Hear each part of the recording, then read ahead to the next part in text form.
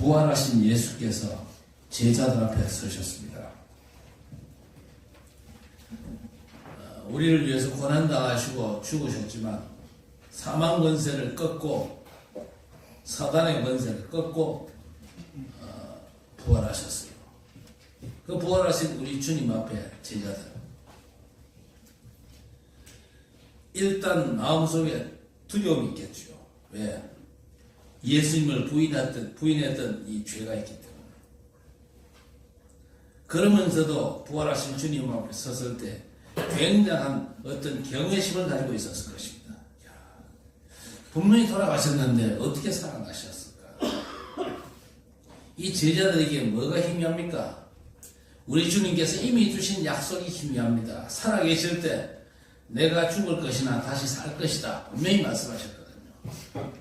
그런데 부활하신 우리 주님 앞에서 어떻게 사람이 죽고 부활할 수 있을까? 지금 앞에 서신 우리 주님이 누구신지를 아직까지 제자들이 희미한 겁니다. 그러니까 아직도 의심하는 자가 있더라 안 그랬습니까? 그때 예수님께서 뭐라고 말씀하셨습니까? 하늘과 땅의 모든 권세를 내게 주셨다. 볼지어다 내가 세상 끝날까지 너희와 항상 함께 있으리라. 분명히 약속하셨거든요. 하늘과 땅의 모든 권세를 주님께서 가지셨습니다. 그 주님께서 세상 끝날까지 항상 함께 하시겠다고 분명히 약속하셨어요. 그때가 언제입니까?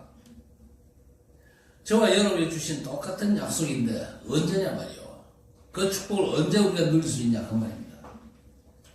내가 열심히 공부하고 있을 때 그거 누리겠습니까?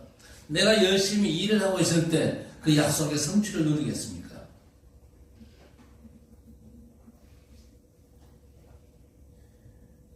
보호자에 앉으신 주께서 제자들과 분명히 함께 하셨다. 그렇게 되어 있거든요. 그런데 부활하신 주님께서 제자들에게 주신 중요한 미션이 있습니다. 사명이 있다 그 말이죠. 이게 뭡니까? 모든 족속으로 제자 삼아라. 온 천하에 다니며 만민에게 복음을 전파해라. 땅끝까지 내 증인들이라. 우리가 부활의 주님께서 우리에게 주신 미션을 내 사명으로 잡고 그걸 감당하려고 할 때에 주께서 함께 하시겠다는 그 약속의 성취를 누릴 수 있는 줄 믿으시기 바랍니다.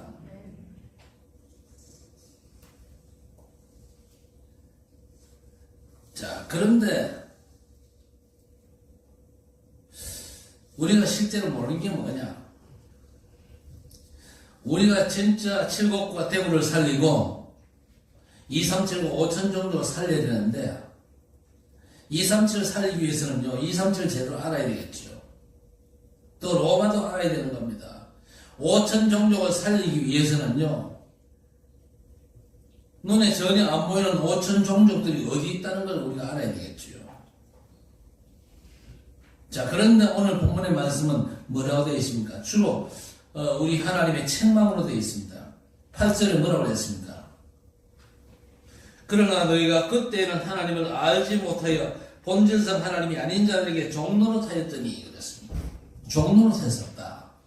하나님이 아닌 자들에게 종노릇했었다.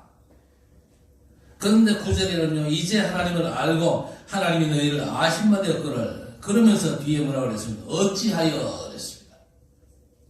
하나님의 자녀들에게 어찌하여 그렇게 말씀하셨죠. 어찌하여 다시 악하고 천박한 초동 항목으로 돌아가서 그들에게 종노릇하려 하느냐. 하나님께서 책망하는 모습을 볼 수 있습니다. 10절에 보니까요, 너희가 날과 달과 절기와 해를 삼가 지키니 그랬습니다. 달을 지키고 해를 지키고 왜 그렇게 하느냐 그 얘기지요. 어찌 그것들을 아직 섬기고 있냐? 내가 너희를 위하여 수고한 것이 헛될까 염려한다. 그렇게 말씀했습니다. 갈라디아 교회 문제를 지금요 계속 지적하시는 겁니다. 이 문제들이 나와 상관이 없다. 그러면 얼마나 좋겠습니까만은요, 우리의 문제일 수도 있거든요. 우리가 여전히 이런 문제에 잡혀가지고 종노릇하고 있다. 그럼 큰일이죠. 뭐 이스라엘 백성들 출애굽을 하고 난 뒤에 광야길에서 똑같은 문제에 빠져 있었거든요. 하나님께서 그 백성들을 그들의 공로가 아니잖아요. 유월절 흠없는 어린 양을 잡아 그 피를 바르고 빠져나왔습니다. 이스라엘 백성이 한 게 없어요. 그저 하나님께서 시키는 대로 양 잡아가지고 그 피를 문서주와 좌우 임방에 발랐을 뿐인데 이스라엘이 해방받았단 말입니다. 그러면요, 광야길 가면서 희한하다. 우리가 한 게 없는데 말이야. 그저 하나님이 시키는 대로 양 잡고 피 발라서 따름인데 어떻게 저 바로가 항복을 하고 애굽이 완전 무너졌냐 말이요. 어째 우리가 이렇게 하나님께서 약속하신 땅 가나안으로 가게 되었냐. 그 부분에 대해서 깊이 묵상하면서 또 성도, 백성들 사이에서 서로 포럼하고 답을 얻어야 될 거 아닙니까? 그런데 광야길 이스라엘 백성들 뭐 했지요? 원망하고 불평했습니다. 그리고 해방받아 나온 그 애굽 땅을 다시 그리워하고 있습니다. 이 보통 문제가 아니거든요. 일단 광야길 가니까 문제가 있거든요. 어떤 문제가 있습니까? 배도 고프고 목도 마르고 또 춥고 그런 문제가 있을 거 아닙니까? 그러니까 또 뭘 생각합니까? 얼른 애굽 땅을 생각하는 거예요. 하나님 주신 약속 그건 까맣게 잊어버리고 애굽 땅을 생각하는 거예요. 애굽에서는 우리가 비록 노예살인을 했지만은 밥 먹는 데는 지장이 없었다. 그래 나옵니다. 애굽 땅에 있을 때 우리가 참외도 먹고 부추도 먹고 먹는데 전혀 문제가 없었잖냐. 그런데 이 광야길 나오니까 너무 배고프고 너무 양념도 제대로 못 먹으니 힘도 빠지고 이렇게 원망 불평하고 있습니다. 하나님 약속은 까맣게 잊어버렸어요. 가만히 서서 지금 행하시는 여호와의 구원을 보라. 이 하나님의 절대 약속은 까맣게 놓쳐버리고 애굽 땅을 그리워하고 있습니다. 그러니까 지금 광야길 이스라엘 백성들 몸은요 애굽 땅에 빠져나왔지만은 실제로는 애굽의 종로로서 여전히 하고 있는 겁니다. 그런데 그게 유대인들만의 모습입니까? 우리의 모습일 수도 있다. 그 얘기입니다. 그걸 우리 하나님께서 지금 책망하시는 겁니다. 그래서 굉장한 구원의 축복을 주셨는데 우리의 구원을 위해서 주 예수 그리스도께서 행하신 모든 일들을 헛수고로 삼을까 하나님이 지금 염려하고 있습니다. 우리의 불신앙 때문에 우리가 다시 애굽을 그리워하고 있는 그 문제 때문에 우리가 세상을 사모하고 있는 그 문제 때문에 하나님께서 우리에게 주신 엄청난 구원의 비밀 우리가 놓치고 우리가 실패할까 하나님이 지금 걱정하고 계시는 겁니다.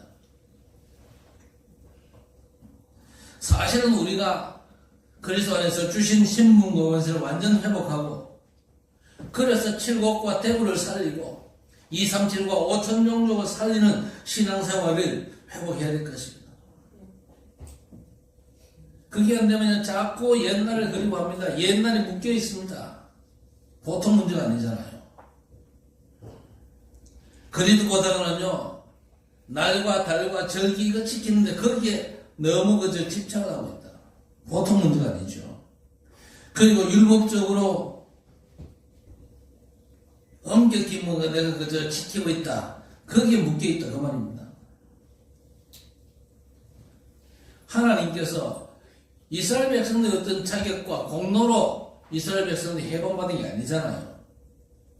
하나님께서 그저 흠없는 어린 양을 잡아라. 그 피를 발라라.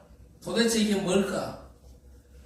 제대로 묵상하면요 나올 거 아닙니까? 모세가 가르쳐 줄 거 아닙니까? 구약 창세기 누가 기록했습니까?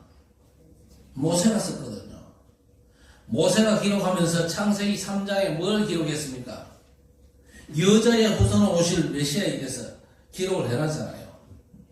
그리고 에덴 동산에서 하나님께서 아담과 하와에게 가죽옷을 입히셨다는 것도 알잖아요. 그 가죽옷이 뭡니까?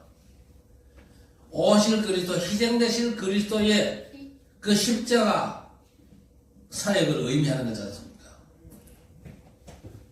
그러니까 광야길 가면서도 하나님께서 우리를 위해서, 우리의 구원을 위해서 행하신 일을 묵상하면요, 하나님께서 깨닫게 하십니다. 그래서 여러분 마음속에 엉뚱한 생각이 들 때는요, 언제나 구원의 복음을 깊이 묵상하시기 바랍니다. 깊이 묵상하면요, 주의 성령께서 여러분의 삶에 깨닫게 하시고 여러분의 삶의 길을 인도하시고 안내 다 해주시는 거예요. 그래서 내 완전한 신분과 권세를 회복해야 됩니다. 그래야 신앙생활도 되어지고 사명도 제대로 감당할 수가 있는 것이죠. 그래서 8절 9절 어찌 여기서 종노하고 있냐, 해방되어야 됩니다. 우리가 세상 것과 불신앙에서 해방되는 그날부터 신분 권세가 나타나게 되어 있는 것입니다. 근데 많은 신자들이요, 해방되어 있지 않습니다. 하는 얘기들 가만히 들어보면요, 해방되어 있지 않아요. 하는 얘기들이 다 맞는 말인데 해방받지를 못했어요. 신분은 해방받았는데 내 영적인 상태는 해방받지 못하는 게 진짜 문제거든요. 우리가 지금 애굽에서 나왔지만 광야길로 들어가고 있지 않냐. 이 광야는 아무도 없는 땅이다. 배고픈 땅이고 목마른 땅이다. 춥고 헐벗는 땅이다. 죽게 됐으니까 차라리 애굽으로 되돌아가는 게 낫지 않냐. 그럼 거기서 음식도 제대로 먹고 살다가 편안하게 죽을 거 아니냐. 다 맞는 말이지요. 그러나 아직도 애굽의 종로를 타고 있는 거예요. 몸은 빠져나왔는데 그 상태는요, 아직도 애굽의 종로를 타고 있는 상태입니다. 여러분, 쓸데없는데 묶여있지 마시길 바랍니다. 여러분 현실이 힘들고 어렵더라 할지라도 여러분의 신분, 그 신분에 따라오는 권세 잘 알게 되시기를 바라고 누리시기를 주의 이름으로 축복합니다. 자꾸 과거에 묶여있으면 안 된다니까요. 과거가 여러분 발목 붙잡도록 그렇게 하지 마시기를 바랍니다. 그래서 초등학문은 싹 다 버려야 돼요. 복음 말고 다른 모든 것들은 세상 초등학문입니다. 복음이 아닌 종교, 율법주의, 신비주의 싹 다 초등학문입니다. 구원이 아니거든요. 여러분이 마땅히 버려야 될 것들입니다. 어찌하여 너희가 날, 달, 해를 여전히 섬기며 복음을 헛되게 하느냐. 그러면서 10절과 11절에도 분명히 말씀하고 있습니다. 날과 달과 절기와 해를 삼같이 기니 내가 너희를 위하여 수고한 것이 헛될까 두려워함이라 그랬습니다. 복음보다 가치 있는 게 없습니다. 복음보다 더 중요한 게 없거든요. 더 중요하지 않은데 거기에 묶여있으면요, 복음의 가치가 훼손됩니다. 복음의 비밀을 우리가 모르게 되잖아요. 그러면요, 복음의 그 엄청난 축복을 다 놓쳐버리는 겁니다. 우리는 거기에서 해방받은 사람들입니다. 초등학문 버려야 돼요. 이제 우리가 하나님의 자녀입니다. 어린아이가 아닙니다. 그래서 심지어 우리의 생각조차도 다 버려야 됩니다. 내 생각이 너무 집착하면요, 창세기 3장에 빠지거든요. 언제나 사단은요, 나 중심의 생각이 딱 묶이도록 만듭니다. 그래서 여러분의 생각을 계속해서 고집하면요, 창세기 3장, 그 무시무시한 데 완전 빠진다니까요. 그러다가 어떻게 됩니까? 창세기 6장에 걸립니다. 네피림. 네피림이 뭡니까? 육신적인 욕망의 종노릇을 한다, 그 말이거든요. 그런 사람들이 교회 안에 굉장히 많습니다. 목사들 가운데도 많습니다. 결국 어떻게 됩니까? 창세기 11장에 당합니다. 창세기 11장이 뭡니까? 바벨탑을 쌓는 것입니다. 바벨탑 쌓는다. 그게 무슨 얘기입니까? 하나님을 대적하는 자리까지 올라간다. 그 말이거든요. 그러면요, 결국 무너질 수밖에 없잖아요. 하나님을 대적해가지고 살아남을 수 있는 자가 있습니까? 하나님을 대적하면 결국 무너지게 되는 겁니다. 그래서 우리는요, 에덴 동산 사건, 노아 홍수 사건, 네피림, 그리고 바벨탑 사건 꼭 기억을 하셔야 됩니다. 여러분, 우리 인간에게 중요한 게 생각 아닙니까? 생각이 너무 중요하기 때문에 파스칼이라는 철학자는요, 인간은 생각하는 갈대라, 그렇게까지 말했잖아요. 갈대지만 생각한다, 그 말이거든요. 그런데 사실 무서운 말입니다. 우리는 절대 내 생각이 잡혀 있으면 안 돼요. 우리 생각을 넘어서야 됩니다. 왜냐? 하나님의 완전한 생각이 있기 때문에. 그렇죠? 하나님 주신 완전한 것이 있기 때문에 내 생각을 넘어서서 하나님의 완전한 것을 누리게 되시기를 바랍니다. 그게 뭡니까? 기도 아닙니까? 그래서 우리가 하나님의 약속의 말씀을 굳게 잡고 그 말씀의 성취를 갈망하는 기도의 축복 속으로 들어가야 될 것입니다. 내 생각대로 하면요, 분명히 한계가 오거든요. 그리고 내 생각에 딱 골몰하면요, 결국 어둠에 잡히게 되어 있습니다. 맞는 말처럼 보이지만요, 심각한 문제가 되는 것입니다. 그러면요, 7곡 복음화도 못하고 2, 3, 7, 5천 종족 복음화도 못하는 겁니다. 어떤 목사님은 그래요. 그래도 우리 교회가 중요하니까 우리 교회부터 좀 든든히 세우고 부흥시키고 그러고 난 뒤에 세계 선교하자. 맞는 말 같은데 그게 거짓말이에요. 틀린 말이에요. 그게. 우린 처음부터 세계 선교 제대로 해야 돼요. 같이 해야 돼요. 자, 9절에 보세요. 하나님을 알고 하나님이 너희를 아신 바 되었거라 그랬어요. 이게 뭡니까? 내 신분, 그리스도 안에서 내게 주어진 신분부터 똑바로 알아. 그 말입니다. 하나님을 알고 하나님이 너희를 아신 바 되었거라. 우리가 그리스도 안에서 하나님을 알게 되어졌습니다. 그런데 그리스도로 말미암아 하나님도 우리를 아시거든요. 나도 알고 저 사람도 나를 알고 그게 아는 거 아닙니까? 여러분 대통령 압니까? 대통령 압니까? 그러면 다 안다 그러죠? 열심히 하다가 탄핵당해가지고 지금 직무정지가 된 윤석열 대통령. 아, 나 압니다.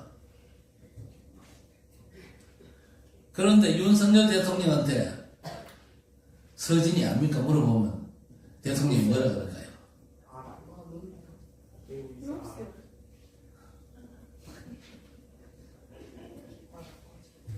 한마디로 서진이 그 누군데? 그럴 거 아닙니까? 나도 알고 저 사람도 나를 아는 게 아는 거예요. 그렇죠? 그런데 우리가 그리스도 안에 있을 때 나도 하나님을 조금씩 알아가고 그리스도 안에 있다는 것 하나 때문에 하나님께서도 나를 인정하시거든요. 저와 여러분의 신분이 그런 신분이요. 나는 하나님을 좀 안다 싶은데 하나님은 나는 도무지 몰라. 그러면 어떻게 됩니까? 지옥 갈 수밖에 없어요. 그러면요.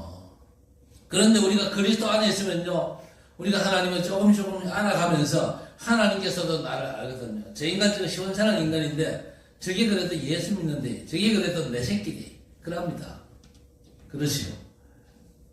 너무 중요한 겁니다. 그게 뭡니까? 관계 언약이에요. 그렇죠? 그리스도 안에서 하나님과 내가 관계가 맺어진 것입니다. 우리가 정말 세계 복음을 응답받기 위해서는요, 관계 언약의 비밀을 우리가 알고 누려야 될 것입니다. 이건요, 계산이 아니거든요. 아브라함이 계산하다가 뭔가 일이 되었습니까? 계산하다가 응답받을 수 없어요. 하나님과의 관계. 관계 맺음이 제대로 되면요, 하나님이 역사하실 수밖에 없어요. 그래서 하나님께서 아브라함에게 본토 친척 아비 집을 떠나 내가 지시할 땅으로 가라고 분명히 말씀했습니다. 그러면서 네가 이제 복의 근원이 될 것이다. 너로 말미암아 열방의 복을 받게 할 것이다. 너를 당할 자 없이 하겠다. 분명히 말씀하셨습니다. 그 약속을 왜 주십니까? 아브라함과 하나님과의 뭔가 관계가 되어 있기 때문에. 그 아브라함에게 주신 약속들이 저와 여러분에도 주어진 약속인 줄 믿습니다. 그렇다면 우리도 하나님과 관계가 맺어졌다 그 말이거든요. 언약적인 관계가 맺어졌다 그 말입니다. 그러니까 우리는요, 계산을 자꾸 할 필요가 없습니다. 생각을 깊이 할 이유가 없습니다. 관계 언약만 확인하고 관계 언약 속에서 하나님 절대 소원이 나를 통해서 이루어지게 해달라고 기도하면 되는 겁니다. 창세기 13장 14절 18절 보세요. 아브라함이 하나님과 관계를 회복합니다. 하나님 앞에 단을 쌓았잖아요. 관계 회복이 제대로 된 사람이 가장 중요한 게 하나님 앞에 단 쌓는 겁니다. 예배를 통해서 하나님의 약속의 말씀을 내가 믿음으로 받는 것이죠. 그때부터 역사가 시작되는 겁니다. 그러니까 눈을 들어 동서남북을 바라보고 종과 현으로 댕겨봐라. 그랬잖아요. 보이는 땅은 다 너와 내 후손에게 줄 것이니 영원히 이르리라 그랬습니다. 그런데 이스라엘 백성들이 광야 땅에 자꾸 계산을 먼저 했잖아요. 그러니까 안 되는 겁니다. 하나님께서 이스라엘을 불러내셨잖아요. 애굽에서 건져내셨잖아요. 그렇다면은 우리가 광야에서 죽는 한이 있어도 우리 후대는 저 가나안 땅으로 보내야 된다. 그렇게 나와야 되겠죠. 그런데 뭐라고 그랬습니까? 애굽으로 다시 돌아가자. 배고파 죽겠다. 이래 나왔잖아요. 그러니 당연히 그것들은요, 광야길에서 죽는 거예요. 암만 배고파도 광야길에서 우리가 죽겠다, 돌아가자. 그 소리는 하지 마세요. 분신한바 세상으로 돌아가자. 그게 아주 어리석은 말입니다. 그러니까 애굽에서 나왔던 사람들 가운데 약속의 땅 간 사람은요, 두 사람밖에 없잖아요. 카카오톡. 여호수아와 갈렙. 두 사람밖에 없어요. 그리고 광야길에서 새로 태어난 사람만 들어갔잖아요. 우리가 광야길 가다가 광야길이 장례식장 되면 되겠어요? 절대 안 되죠. 우리는요, 2, 3, 7과 5천 정도 살려야 됩니다.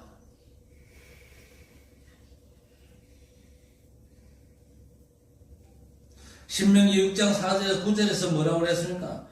내 마음과 힘과 정성 모든 걸 다해서 하나님을 사랑해라. 우리는 어중간하게 그렇게 그저 신앙생활 하면 안 됩니다. 마음과 정성과 모든 힘과 모든 걸 다해가지고 하나님을 사랑해라. 또 지금까지 있었던 구원의 비밀을 우리 자녀들이 제대로 가르쳐라. 어느 정도 가르치면 됩니까? 대충이 아니고 완전 각인시켜라. 이마에 손목에 벽에 기호를 삼아라. 그래서 각인시켜라. 너무 중요하지 않습니까? 자, 그렇게 이제 초대교회가 출발을 했는데 초대교회에 문제가 왔잖아요. 11일 겁니다. 어째서 고넬료 집에 가서 밥을 먹었냐? 왜 이방인의 집에 가서 같이 식사하고 왜 그러냐? 베로가 겨우 대답을 하잖아요. 사실 어떻게 됩니까? 우리 주님께서 주신 약속이 성취되지 않았냐? 그렇게 나와야 돼요. 모든 족속에게 가라는 말씀이 이제 성취된 거 아닙니까? 고넬료 그저 이방인 아닙니까? 저 이방인이 복음 받았으니까 가서 환영해주고 축하해주고 같이 밥도 먹고 당연한 거 아닙니까? 그래 나와야 되는데 베드로가 시원찮게 대답합니다. 안 갈라 했는데 환상중에 보여가지고 갔다는 겁니다. 그런데 그 집에 성령이 임했어. 그래서 너무 좋아가지고 밥 주는데 안 먹을 수가 있냐? 그렇게 나왔거든요. 그게 잘못 생각하는 겁니다. 결국 어떻게 됩니까? 예루살렘 교회에서 촛대가 어디로 옮겨집니까? 안디옥 교회로 옮겨지잖아요. 여러분, 하나님과의 관계 회복하시기 바랍니다. 그리스도 안에서 저와 여러분이 하나님과의 완전한 관계 속에 있다는 사실이 확인되셔야 됩니다. 하나님은요, 여러분을 축복하셔서 세계 복음할 사람으로 부르셨다는 사실을 분명히 그것을 깨닫게 되시길 바랍니다. 그 언약의 성취만을 사모하시기 바라고 절대 머리 굴리지 말고 계산도 하지 마세요. 그리고 우리가 전도 선교 제도하고 2, 3천을 나라 살리려고 하면요, 권세를 회복해야 됩니다. 이건 하나님의 절대 언약의 주권이거든요. 그 권세를 회복하는 비밀이 뭡니까? 그 이름을 불러야 되는 겁니다. 예수 이름을 불러야 되는 거예요. 그렇죠? 틀림없이 마가복음 3장 15절에 귀신을 내쫓는 권능도 가지게 하려 함이라 그래요. 제자를 부르면서 그렇게 말씀하셨어요. 그리고 누가복음 10장 19절에도 뱀과 전를 밟으며 원수의 모든 능력을 제어할 권능을 주노라 그랬습니다. 그리고 사도행전 1장 8절의 말씀에는요, 성령 충만을 약속했습니다. 오순절 가장 중요한 비밀이 뭡니까? 성령 충만의 언약이 성취되는 것입니다. 보좌로부터 내리는 힘을 주시겠다 약속하셨습니다. 그래야만 땅끝까지 증인되어지는 것입니다. 그래서 237 성교하는 걸 한번 보세요. 사도행전 13장과 16장, 19장에 뭐가 있습니까? 그 이름으로 성령의 완벽한 인도를 받는 모습이 나옵니다. 그러니까 뭔 일이 벌어집니까? 의사가 고칠 수 없는 병을 치유하는 그런 역사가 일어나잖아요. 우리가 완벽한 말씀에 인도받아야 됩니다. 내 안에 계신 성령께서 우리를 완벽하게 인도하시는데 우리가 완벽한 인도만 받고 말씀 따라가다 보면요, 우리가 상상 못할, 세상 사람들이 상상 못할 일들이 얼마든지 우리의 삶에서 사역에서 벌어질 수 있다, 그 말입니다. 그리고 17장, 18장, 19장에 회당이 나오지요. 왜 회당입니까? 후대에게 이 비밀의 제도 전달하는 겁니다. 우리 후대에게. 우리 후대가 멸망의 길로 달려가고 있는데 그냥 눈 멀리 뜨고 그냥 보고 있으면 됩니까?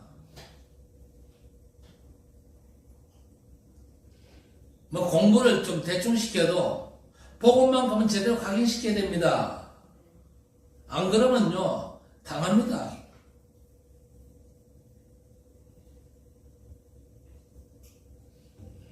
뭐 어른들은 뭐 그냥 대충 살다 간다 그러지만 앞길 후말린데 우리 렘넌트 그래요. 저희들 틀림없이 2, 3, 7 살리고 5천 종족 살려야 되잖아요. 세계 복음의 주역으로 이 시대 로마를 살리는 주역이 되어야 되지 않습니까? 그렇죠? 그러면요, 복음을 정확하게 각인시켜야 되는 겁니다. 그리고 이제 우리는요, 사명을 회복해야 됩니다. 사명을 회복하기 위해서는요, 중요한 게 뭐냐? 버릴 게 있습니다. 우리가 버려야 될 게 있습니다. 여러분, 유대인 그 좋은 머리에서 나온 모든 생각들, 사실은요, 복음에 유익된 게 없어요. 그래서 싹 다 버려야 되는 겁니다. 유대인들이 머리가 좋잖아요. 그러니까 그 좋은 머리 가지고 하나님의 말씀도 자꾸 그저 이리저리 짝짓게 합니다. 그래서 율법 지킬 조항들이 614가지 614가지 전부 다가 하나님의 말씀은 아니거든요. 하나님의 말씀 율법 속에서 우리가 어떤 걸 지켜야 되고 어떤 걸 안 지켜도 될까? 유대인들이 그렇게 그저 성령 인도 받은 게 아니고 그 좋은 머리로 연구를 했다니까요. 연구를 해가지고 찾아낸 게 614가지예요.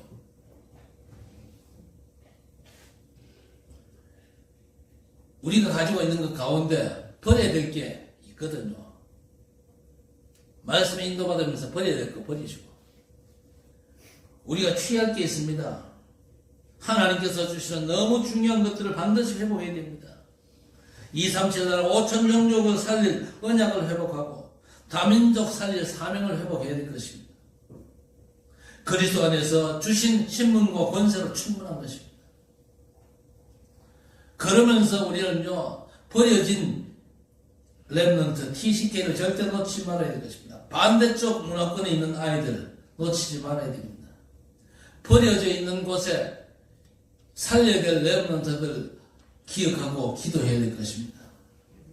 그러면 절대 응답의 언약의 축복을 우리가 누릴 수가 있습니다. 먼저 우리는 복음부터 회복해야 됩니다. 광야길 가게 만드신 이유가 뭡니까? 어째서 우리가 저 애굽 땅 바로 임금의 손에서 빠져나왔을까? 도저히 못 빠져나왔잖아요. 복음의 능력으로 빠져나왔잖아요. 흠없는 어린 양을 잡고 그 피를 문설주와 좌우 인방에 발라서 따릅니다. 그게 뭡니까? 그 희생양의 주인공 되신 구원의 메시아, 구원의 그리스도, 그분의 십자가, 보혈의 능력 아닙니까? 복음을 진짜 회복하고 진정한 해방의 역사를 맞아야 될 것입니다. 여전히 종로하고 있으면 되겠습니까? 복음은 절대 종교가 아니거든요. 종교에서도 해방받아야 됩니다. 교회 안에 종교생활 하는 사람들이 더 많아요. 종교에서 해방받아야 됩니다. 그래서 우리의 생각만 바꿔도 하나님의 역사는 시작되죠. 그리고 우리는 하나님의 생명 가진 하나님의 자녀입니다. 내 신분, 권세, 사명을 완전 회복해야 될 것입니다. 그래서 이번 한 주간 이제 연말을 맞이했잖아요. 마지막 그 연말을 보내면서 또 새로운 한 해를 맞으면서 집중 기도하시기 바랍니다. 예수 이름으로. 이제는 내 이름으로 기도하라고 했습니다. 더 이상 양 잡고 소 잡고 뭐 피 바치고 그럴 필요가 전혀 없습니다. 십자가 지시고 부활하신 예수 그리스도 이름으로 하나님 앞에 담대히 나아가는 것입니다. 이제 제사장 선지자 필요 없습니다. 예수 이름으로 기도하는 겁니다. 성소와 지성소도 사실 더 이상 필요 없습니다. 예수 이름에 완전한 응답의 비밀을 약속해 주셨거든요. 왜 예수 이름입니까? 빌립보 3장 21절에 만물을 복종케 하는 이름이라고 했습니다. 여러분 여기서 가지고 진짜 중요한 게 뭐냐? 진짜 어려운 게 뭐냐? 그 어려운 문제를 가지고 예수 그리스도 이름으로 하나님 앞에 나아가시기를 바랍니다. 그 이름은 완전한 신분과 권세 있는 이름입니다. 그 이름으로 우리가 집중적으로 기도해야 될 것입니다. 24시 여러분 꼭 정식 기도하라 그렇게 그저 강요하고 싶지는 않습니다. 그런 여건 되시면 하시고 여러분은 공부하면서도 순간순간 예수 이름 부르세요.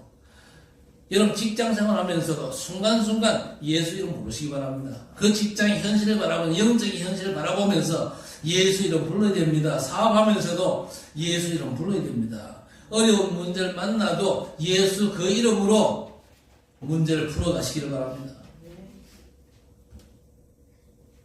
어떻게 하면 됩니까? 사도행전 3장 1절에서 12절처럼 하면 됩니다. 사실 베드로가 오랫동안 봐왔잖아요. 안전뱅이. 전부터 앉아있던 친구였습니다.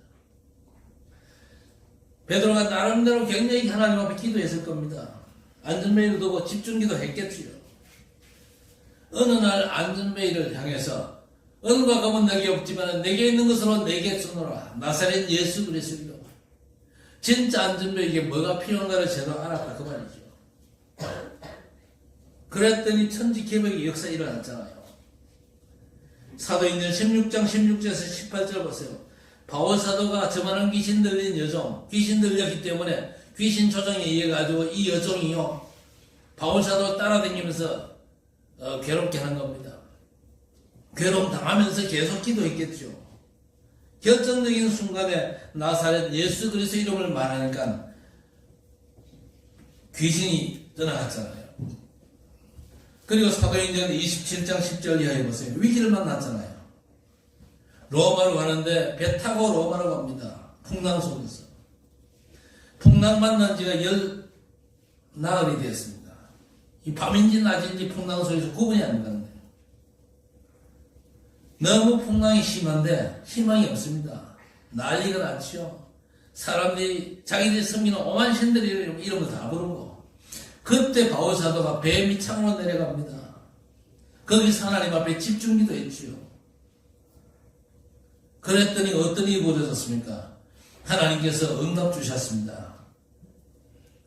여호와의 사절골에서 뭐라고 그랬습니까? 바울아 두려워 말라 내가 가이사 앞에 서야 하리라.